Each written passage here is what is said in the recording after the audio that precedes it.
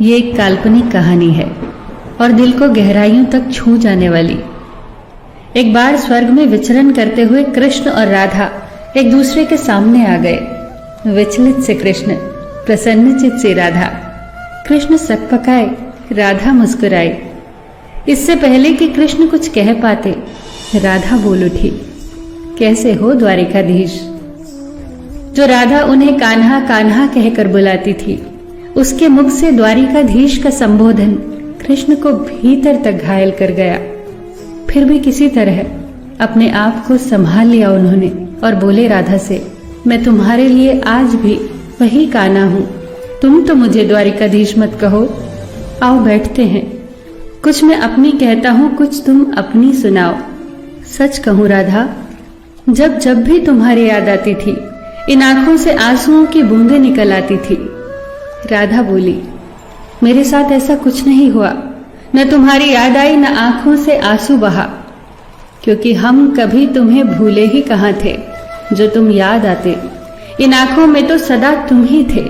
कहीं आंसुओं के साथ निकल न जाओ, इसलिए रोते भी नहीं थे। कान्हा, प्रेम से अलग होने पर तुमने क्या खोया, इसका एक आईना दिखाऊं तुम्हें। कुछ कड़वे सच प्रश्न सुन पाओ तो सुनाऊं। कभी सोचा है इस तरक्की में तुम कितने बिछड़ गए।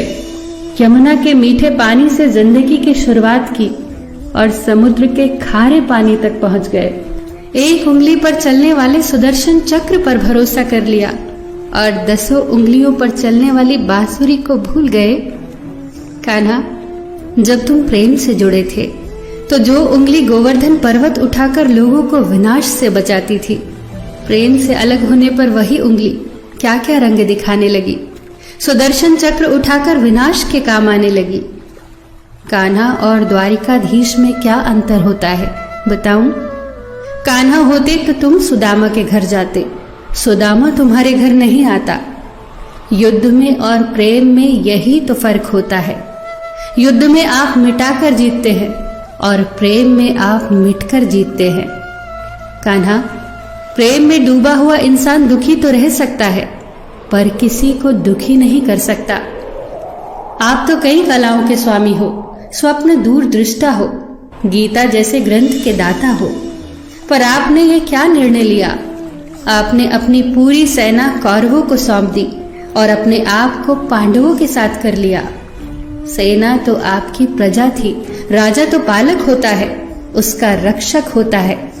आप जैसे महाज्ञानी उस रथ को चला रहे थे जिस पर बैठा अर्जुन आपकी प्रजा को ही मार रहा था। अपनी प्रजा को मरते देख आप में करुणा नहीं जगी, क्योंकि आप प्रेम से शून्य हो चुके थे। आज भी धरती पर जाकर देखो, आपकी द्वारिकाधीश वाली छवि को ढूंढते रह जाओगे। हर जगह, हर मंदिर में मेरे ही साथ खड़े नजर आओगे। मैं जानती हूं कान्हा, लोग गीता के ज्ञान की बात करते हैं, उसके महत्व की बात करते हैं, पर धरती के लोग युद्ध वाले द्वारिकाधीश पर नहीं, प्रेम वाले कान्हा पर भरोसा करते हैं। गीता में मेरा दूर दूर तक नाम नहीं है, पर आज भी लोग उसके समापन पर राधे राधे कहते हैं। ये कहानी काल्पनिक जरूर है, पर इसके भीतर छिपी सीख बहुत महत्वपूर्ण है। श्री कृष्ण के पास कभी किसी प्रश्न का उत्तर ना हो, ऐसा तो हो ही नहीं सकता, परंतु राधा द्वारा लगाए गए प्रश्न चिन्हों पर कान्हा मौन रहे। यही तो है प्रेम में समर्पण का भाव। पराक्रम में हमें हर किसी को हराना होता है, तब भी हम जीत कर भी हार जाते हैं, परंतु प्रेम में एक ही कईयों का दिल जीत लेता है। सही कहा है कि छोटी सी उंगली पर पूरा गोवर्धन पर्वत उठाने वाले भगवान श्री कृष्ण छोटी सी बांसुरी को दोनों हाथों से पकड़ते थे। फिर मिलेंगे दोस्तों अगली कहानी के साथ।